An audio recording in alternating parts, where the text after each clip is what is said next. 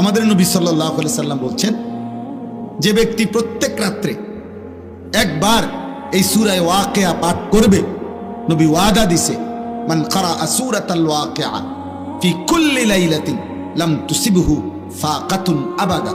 নবীজি বলছে, সূরা ওয়াকিয়া যে প্রত্যেক দিন রাতে পড়বে, আল্লাহর নবী বলছে তাকে কখনোই দারিদ্রতা, অভাব স্পর্শ করবে না। যুগ যুগ ধরে মাগরিবের পরে এই সূরা পড়া হয়। আউলিয়া বুজুর্গরা সারা পৃথিবীতে যুগ যুগ ধরে নেককার বান্দারা মাগরিবের নামাজের পরে সূরা ওয়াকিয়া পড়ে। রাসূলুল্লাহ সাল্লাল্লাহু আলাইহি সাল্লামের একজন বড় সাহাবী ছিলেন হযরত আব্দুল্লাহ ইবনে মাসউদ রাদিয়াল্লাহু তাআলা আনহু। অনেক বড় সাহাবী, জলিলুল কদর সাহাবী। নবীজির সাথে খুব বেশি যারা থাকতেন, নবীজির খাস খাদেম যারা ছিল, এর মধ্যে উনি একজন।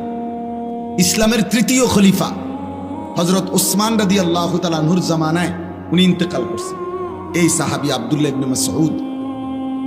তো ইন্তেকালের পূর্বে উনি অসুস্থ ছিলেন।